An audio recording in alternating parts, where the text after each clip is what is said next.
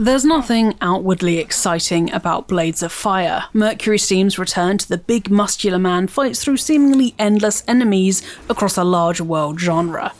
Yes, this has Souls-like leanings without going full hog. Die and you'll lose your equipped weapon and be sent back to the last blacksmith's anvil you used, the weapon left where you perished.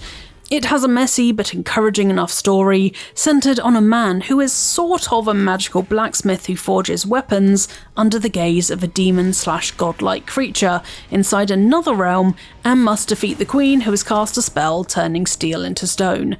And it's full of all the different tiers of boss fights you'd expect. But when you play it, Blades of Fire feels different, and I find that pretty exciting. Outside of a small amount of tutorialization, you're pretty much just thrown in and told to figure stuff out, which has caused some headaches. My immediate reaction to the difficulty I had in the game's first real area was one of confusion, with a bit of anger and a whole lot of wondering what I'd chosen to put myself through. What the hell does this game want me to do, and where does it want me to go? Many hours later, as someone who now considers themselves a Blades of Fire fan, you could say a Blades of Fire apologist, I still can't properly answer that question. I think Mercury Steam simply wants you to go on a journey and take things as they come. Blades of Fire is a game that doesn't reward the button masher. You'll need to use the right weapon and attack style to take on each enemy, with an outline highlighting which of 4 body parts can be damaged or cause your strikes to be repelled by armour. Stamina plays its part, so you'll want to recharge by adopting a defensive position, and you'll need to be careful you're not overrun, as even weaker foes can do damage as a group if you let yourself get cornered.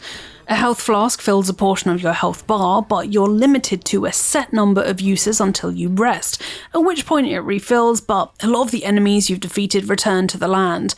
There's that soul-like influence creeping in again. Things here in Aaron's steel-obsessed world begin tough and get even tougher as you discover new areas and tackle the enemies within.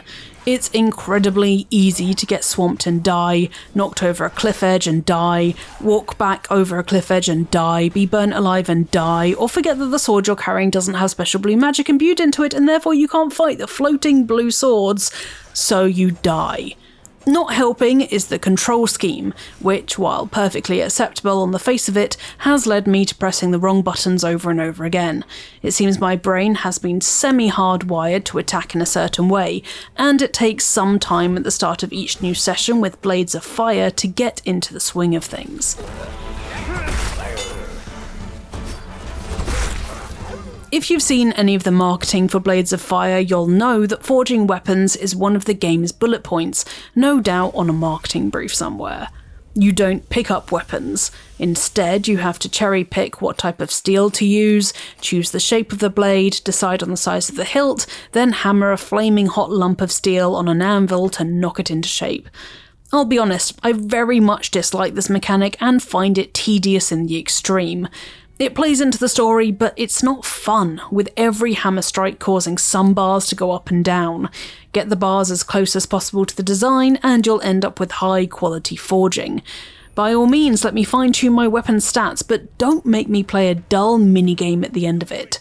What's worse, how well you hammer the weapon into shape dictates the number of repairs you can give it.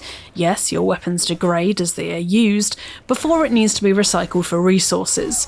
You can reuse previous quality levels you've reached for the type of weapon you're forging, but going to the forge always irked me, which is a shame given its prominence in the whole experience. I've not been all that complimentary of Blades of Fire so far, so why stop now? I promise I do have good things to say soon. Just kill this bird brain before he eats us. Allow me to present myself. If I've ever played a game with a more useless map or with more confusing location design, I must have blanked it from my memory for my own good. I might not be as sharp as I used to be, but I've played an awful lot of games in my time on this planet. So, when I sat shaking my head at yet another time the way forward in Blades of Fire turned out to require the most obtuse bit of world navigation imaginable, you can be assured that I know what I'm talking about. This is partly a problem brought about by the map, which isn't clear about what areas you've explored already. It's partly down to there optionally being an objective marker on the map, but the game often requires you to jump through hoops and navigate maze-like buildings to reach it.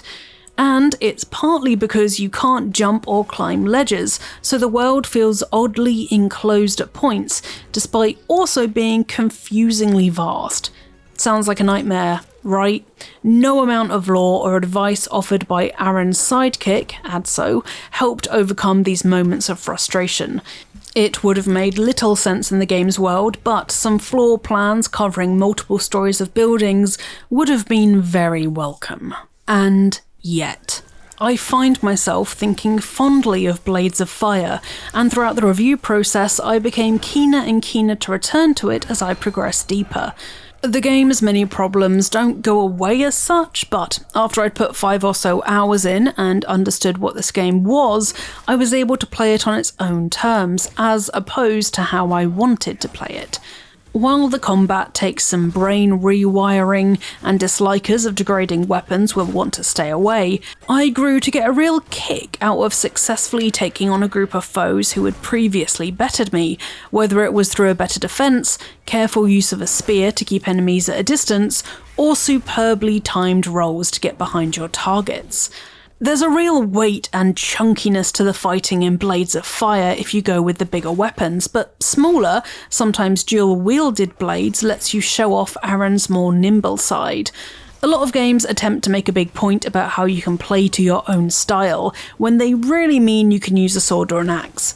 Blades of Fire really does this while, at the same time, managing to encourage you to try out different weapons you might have ignored. It's great. There is a lot to do in Blades of Fire. I've stumbled across plenty of bits and pieces to know enough about how much extra things there are to do that aren't tied up in the main storyline, and it's a nice big chunk. Part of what I love/hate about the world design here is that there are paths leading off all over the place, sometimes to where you're meant to be going, but other times to a hidden item, perhaps one that will increase your healing abilities, maybe one that will give you a higher quality to reach in the forge, and occasionally something else. This game lights a fire under me that I can't seem to extinguish, no matter how bad things get. I say this having shouted swear words at the screen more times than I'd like to admit. I was playing one evening nearing what I thought might be the game's conclusion, and noticed I'd shuffled forward and leant towards the TV, my whole body invested in the events unfolding. Viewer, it wasn't the conclusion. This game is large. Wonderfully and unexpectedly so. I'm a sucker for a game with grand ambitions and scope beyond what might seem sensible. With all those twisting paths and secrets, Blades of Fire delivers a real sense of adventure and discovery. Your companions are likeable and quippy enough without being annoying, and the overly buff main character and the equally hench enemies and NPCs tap into my nostalgia for that Xbox 360, PS3 era when it seemed everyone was absolutely stacked. The real high point for me, though, is Blades of Fire's fantasy setting, a gloriously grandiose world full of ancient dilapidated buildings, lush landscapes, and secret paths that could only be in a video game. It has a look that I can only describe as what people probably expected games to look like now when they were playing the PS2 25 years ago. I love it. This is a game world I really enjoy being in, despite the plethora of quite large problems I've detailed above. It got its hooks in, and that was it. No doubt those hooks wouldn't have caused quite so much pain had the whole experience been smoother, but there's certainly an argument for some of that frustration building a tighter bond. This is a game with a list of problems that far outweigh the good, especially in the initial few hours as you get to grips with exactly what is being asked of you. If reviewing games was as simple as making diametrically opposite lists to see which side comes out on top, it would be hard to see Mercury Steam's fantasy epic as anything other than a failure. But it's not so simple. Blades of Fire has a soul and identity, a bristly, prickly, and ultimately singular one that requires you to come at it the right way, and a fantastical sense of place that means I'm willing to overlook its unsharpened edges. We've just arrived in your lands, Your Majesty. My, steward will get the camp ready and prepare dinner. But before you go, this is a shout out to all the stellar Xbox games you can get through Humble right now. Until the 23rd of May, you can get Xbox Game Studios Publisher Bundle for just $5, getting you Broken Age, Sunset Overdrive, and Battletoads. Pay just $10 more to get all of those games, plus Wasteland 3, Quantum Break, As Dusk Falls, Ori and the Will of the Wisps, and Age of Empires Definitive Edition. Your purchase will support Gameheads, a non-profit helping train the next generation of game developers from underserved communities. So if you're tempted, now is the perfect time to give back.